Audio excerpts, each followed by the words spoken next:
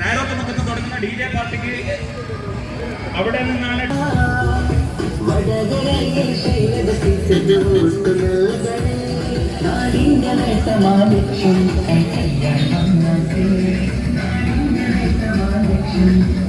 ഈ തെരഞ്ഞെടുപ്പ് വടകര ലോക്സഭാ മണ്ഡലത്തിൽ നിന്നും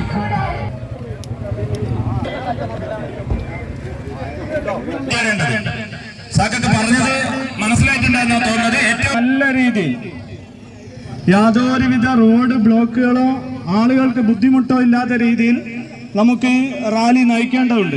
സഹാക്കളും പ്രവാസി കെ ഹനീഫ് മാഷാണ്. കെ ഹനീഫ് മാഷെ ഈ പരിപാടിയിലേക്ക് പ്രത്യേകം സ്വാഗതം ചെയ്യുകയാണ്. മണാട്ട് സലീം ഖാന്റെ 18ാമത് ലോക്സഭാ തെരഞ്ഞെടുപ്പിലെ രാഷ്ട്രീയ പ്രാധാന്യം ഉൾക്കൊണ്ടുകൊണ്ടാണ് കേരളത്തിലുടനീളം ഈ നിലയിലുള്ള നിരവധി പ്രവർത്തനങ്ങൾ പ്രവാസി സംഘം സംഘടിപ്പിക്കുന്നത്. ചാത്തത്തുകാരെയും മുച്ചാട് പഞ്ചായത്തിലെല്ലാം ഈ കേരളത്തിലെ തന്നെ ഏറ്റവും ശക്തമായ മതനിരപേക്ഷ സമൂഹം ജീവിക്കുന്ന പ്രദേശമാണ്.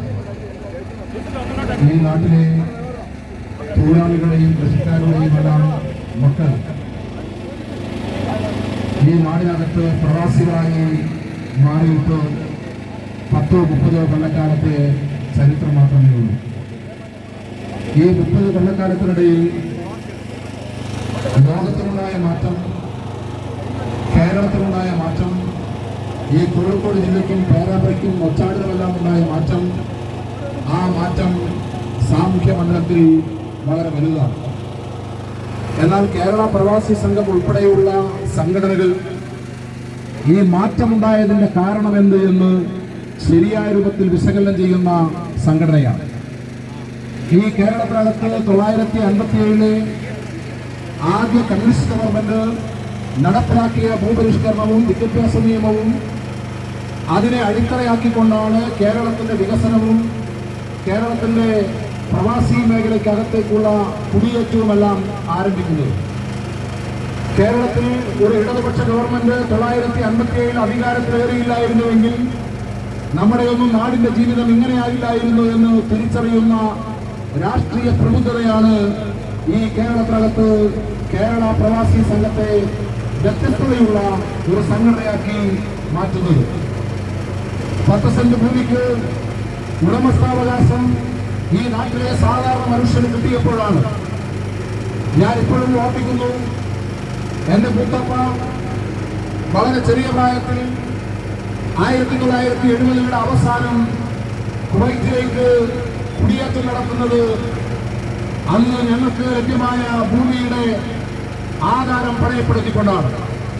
ഈ നാട്ടിലെ പാവപ്പെട്ട മനുഷ്യന് വിദേശത്ത് പോകാനും ജോലി ചെയ്യാനും കുട്ടികളെ പോറ്റാനുമെല്ലാം സാധ്യമായത് ഇവിടെ കമ്മ്യൂണിസ്റ്റ് ഗവൺമെന്റ് സാധാരണ മനുഷ്യന് ഭൂമിക്ക് ഉടമസ്ഥാവകാശം കൊടുത്തതുകൊണ്ടാണ്. അവൻ ആ ഭൂമിയുടെ അവകാശിയായി മാറിയതുകൊണ്ടാണ്. പക്ഷേ ചരിത്രത്തിന്റെ ഇന്നലകളെ മറന്നുപോകുന്ന ഒരു കൂട്ടം പുത്തൻ തലമുറ അവർ പലപ്പോഴും എന്ത് ചെയ്യുകയാണ്, തലമറന്ന് എണ്ണ തേക്കുന്ന ചില പ്രവർത്തനങ്ങൾക്ക് നേതൃത്വം കൊടുക്കുകയാണ്. അതിന് നമ്മുടെ ഒച്ചാടും സാക്ഷ്യം വഹിക്കുന്നു. കേരളത്തിന്റെ മറ്റു പല പ്രദേശങ്ങളും ആ നിലയിലേക്കുള്ള അവരുടെ പ്രവർത്തനങ്ങൾക്ക് അറിഞ്ഞോ അറിയാതെയോ അവർ നടത്തിക്കൊണ്ടിരിക്കുന്ന സാമൂഹ്യവിരുദ്ധമായ പ്രവർത്തനങ്ങൾക്ക് സാക്ഷ്യം വഹിക്കാൻ നിർബന്ധിതമാവുകയാണ്. ഞാൻ സംസാരിക്കുന്നത് നൊച്ചാട് പഞ്ചായത്തിന്റെ ഹൃദയഭൂമി എന്ന് വിളിക്കാൻ കഴിയുന്ന ഹെൽത്ത് സെന്ററിലാണ്. ഈ നൊച്ചാടിന്റെ ഇന്നലകളിൽ ഇവിടുത്തെ ശക്തമായ മതനിരപേക്ഷ സമൂഹം ഉണ്ടാക്കാൻ തോളോട് തോൾ ചേർന്നുകൊണ്ട് പ്രവർത്തിച്ച ആദ്യകാല കമ്മ്യൂണിസ്റ്റ് പോരാളികളെ നാം മറന്നുപോയിക്കൂടാ. മണാട്ട് അബ്ദുള്ളക്കയും പച്ചിലേരിയും MKയും തുടങ്ങി ഈ നാടിനകത്ത് ഏകോദര സഹോദരഭാവത്തിൽ ജന്മിത്വത്തിനും നാടുവാഴിത്വത്തിനുമെതിരെ ഇവിടത്തെ പഴയ തലമുറ നടത്തിയ ജാജ്വല്യമാനമായ പോരാട്ടത്തിൽ നിന്നാണ് ഈ നാടിന്റെ സാമൂഹ്യ ജീവിതം വളർന്നു വരുന്നത്, വികസിക്കുന്നത്. എന്നാൽ ആധുനിക കാലഘട്ടത്തിനകത്ത് ഇന്നലകളെ മറന്നുപോകുന്ന പുതിയ തലമുറകൾ അവർ ഈ നാടിനകത്ത് ഇവിടെ ഉണ്ടായിരുന്ന മതസാഹോദര്യവും നാം കളഞ്ഞു കുളിക്കുന്ന നിലയിലേക്കുള്ള നിലപാടുകൾ സ്വീകരിക്കുന്നു. ഈ നിലപാടുകൾ സ്വീകരിക്കുന്നവരോട് ഞങ്ങൾക്ക് പറയാനുള്ളത്, നിങ്ങളുടെ പൂർവികരിൽ നിന്ന് സാമൂഹിക പാഠം ഉൾക്കൊള്ളണം. ജീവിത പാഠം ഉൾക്കൊള്ളാൻ നിങ്ങൾക്ക് ആധുനിക വിദ്യാഭ്യാസം മതിയാകും. പക്ഷേ സാമൂഹ്യ പാഠം ഉൾക്കൊള്ളണമെങ്കിൽ നിങ്ങൾ ഈ നാടിന്റെ ചരിത്രം മനസ്സിലാക്കണം. ഇന്നലകളിലെ സാമൂഹ്യ ജീവിതത്തെ നിങ്ങൾ തിരിച്ചറിയണം. അതിനപ്പുറത്ത് സാമുദായികമായ ഏതെങ്കിലും നിലയിലേക്ക് ഒരു തെരഞ്ഞെടുപ്പ് രാഷ്ട്രീയത്തെ ധ്രുവീകരിച്ചു കഴിഞ്ഞാൽ അത് ഈ നാടിനകത്ത് ഏറ്റവും വലിയ അപകടത്തെയാണ് സൃഷ്ടിക്കുക എന്ന് തിരിച്ചറിയാനെങ്കിലും നിങ്ങൾക്ക് സാധ്യമാകേണ്ടതുണ്ട്.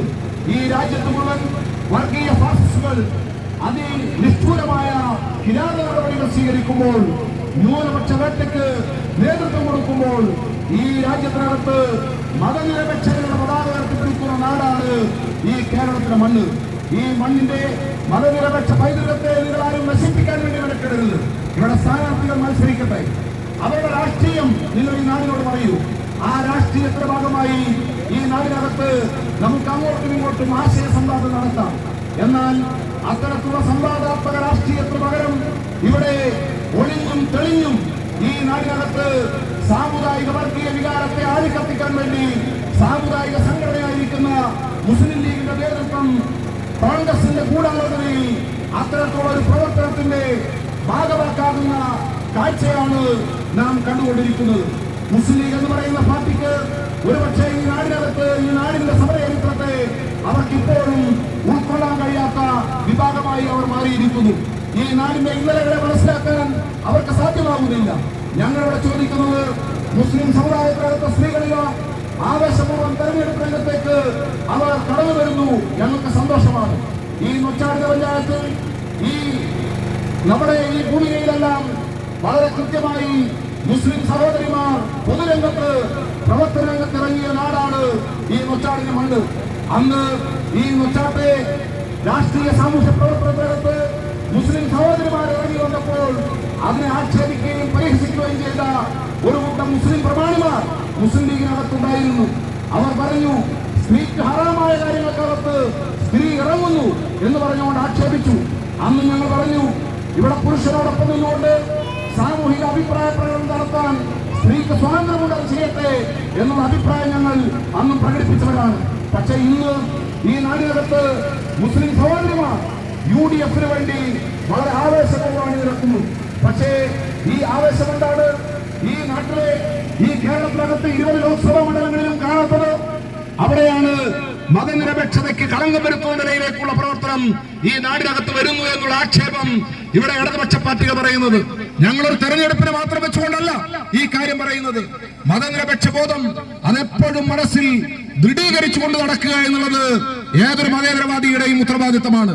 അതൊരു തെരഞ്ഞെടുപ്പ് രംഗത്ത് വോട്ട് കിട്ടാനോ രാഷ്ട്രീയ ലാഭം കൊയ്യാനോ നിങ്ങൾ ഈ നാടിനകത്ത് സാമുദായിക സ്പർദ്ധയുണ്ടാക്കുന്നതിലേക്ക് പ്രവർത്തിച്ചു കഴിഞ്ഞാൽ അത് നമ്മുടെ ജീവിതത്തിന് ദീർഘകാലാടിസ്ഥാനത്തിൽ വലിയ നഷ്ടങ്ങൾ ഉണ്ടാക്കും.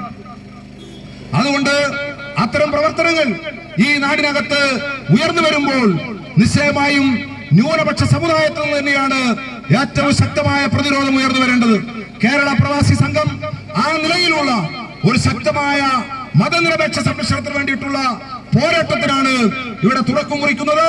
ഇതിന് മുൻകൈയെടുത്ത കേരള പ്രവാസി സംഘത്തെ അങ്ങേയറ്റം അഭിനന്ദിച്ചുകൊണ്ട് അവരുടെ രാഷ്ട്രീയ പ്രബുദ്ധതയുടെ മുമ്പിൽ ഏറ്റവും ശക്തമായ മതനിരപേക്ഷതയുടെ പതാക ഉയർത്തി അവരുടെ കയ്യിൽ ഏൽപ്പിച്ചുകൊണ്ട് ഈ നാടിന്റെ മതേതര ജനാധിപത്യ മൂല്യങ്ങൾ പരീക്ഷിക്കാൻ വേണ്ടിയിട്ടുള്ള പോരാട്ടത്തിന് അവർക്കൊപ്പം ഈ നാടിന്റെ ജനതതികളാകെ ഐക്യപ്പെടുന്നു, കണ്ണുചേരുന്നു. നൊച്ചാടിന്റെ ചരിത്രത്തിലെ ഏറ്റവും വലിയ ജനമുന്നേറ്റം ഇന്ന് ചാത്തോത്തുധാരയിൽ ഉണ്ടാകുമെന്നുള്ള കാര്യത്തിൽ ആർക്കും സംശയം വേണ്ട. അത്തരത്തിലുള്ള ഒരു മതനിരപേക്ഷ കൂട്ടായ്മയിലേക്ക് നിങ്ങളെല്ലാവരും കണ്ണുചേരണമെന്ന് മാത്രം അഭ്യർത്ഥിച്ചുകൊണ്ട് പ്രവാസി സംഘത്തിന്റെ ഈ ജാഥ ഫ്ലാഗ് ഓഫ് ചെയ്തതായി അറിയിക്കുന്നു.